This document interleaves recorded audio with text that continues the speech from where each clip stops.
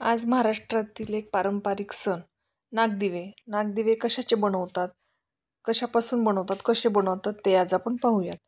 त्यासाठी लागणारं साहित्य आहे बाजरीचं पीठ आणि मीठ. बाकी काही नाही. याच्यामध्ये कोणी वेलची टाकतं, कोणी आपापलं जसं आवडेल तसं ना फ्लेवर टाकतं, पण आपण फक्त बाजरीचं करणार आहोत.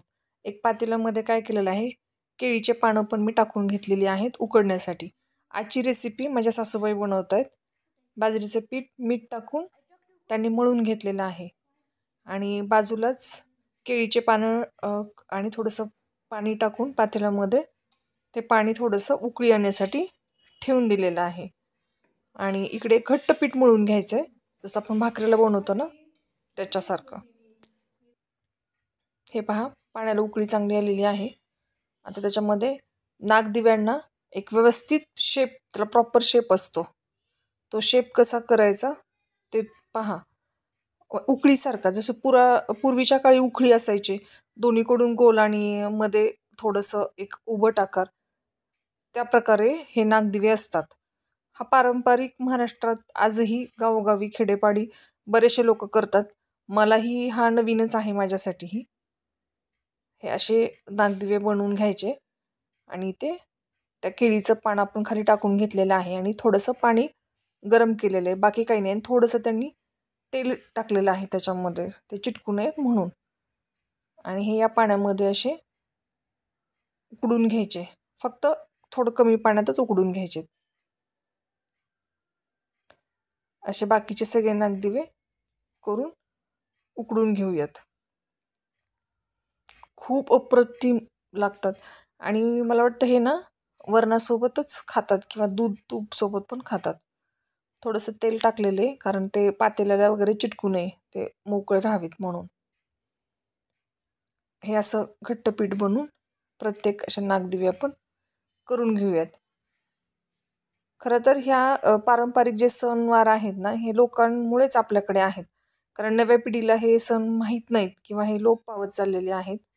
पण आज बऱ्याचशा गावी करतात. मलाही माहीत नव्हतं. मी हे आजच म्हणजे पाहते किंवा आजच त्यांच्याकडून शिकून घेतलेलं आहे हे.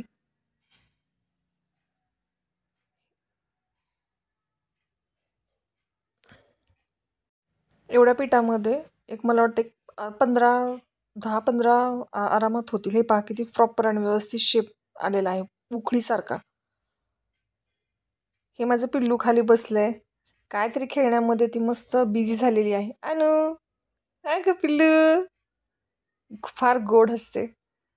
आणि आता काय करूयात, त्यासाठी वरण आणि भात असं कुकर लावून घेते मी. कारण भात तसं काही बनवायचं असं नाही आहे, पण नैवेद्यासाठी भात लागतो, म्हणून मग वरण आणि भात कुकरच्या दोन्ही डब्यामध्ये ते लावून घेते. थोडंसं मीठ आणि पाणी घेतलेलं आहे, त्याच्यातच आपण तांदूळ टाकून घेऊ. हे तांदूळ मी अगोदरच निवडून घेतलेले आहेत, त्याच्यामुळे तसेच टाकलेत. एक अर्धी वाटी तुरीची डाळ, कारण वरण जास्त कोणी आता यावेळेस खाणार नाही आहे. थोडंसं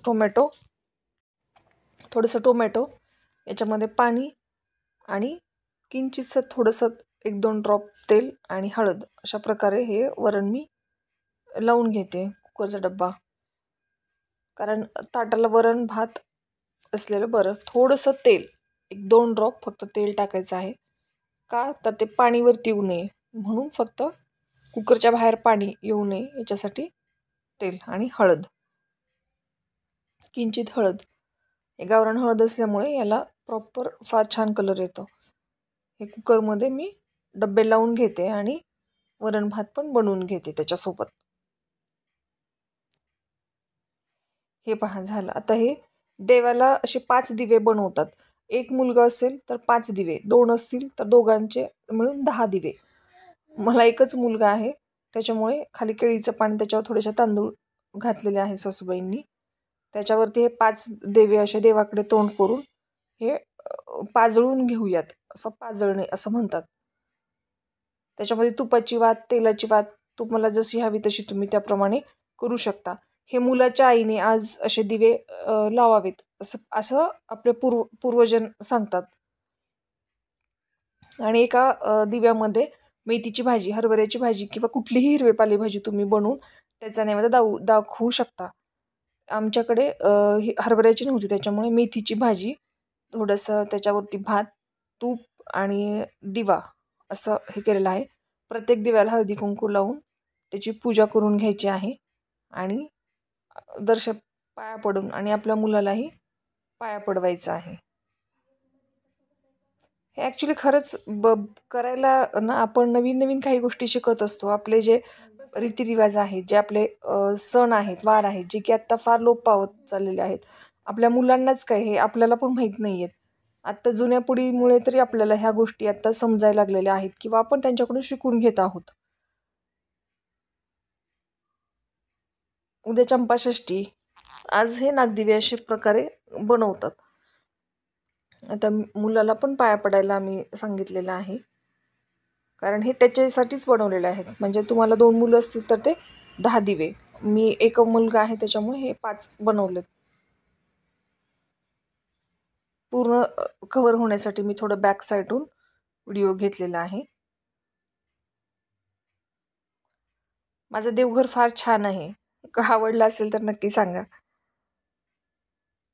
हे असे दिवे मी पूर्ण देवाला घेतलेले आहेत. पूजा करून व्यवस्थित ते ते विजले. एकदा पूजा झाल्यानंतर ते तसेच म्हणजे दुसऱ्या दिवशी हा गाईला नैवेद्य दाखवायचा आणि उत्तर पूजा करायची. व्हिडिओ कसा वाटला नक्की सांगा.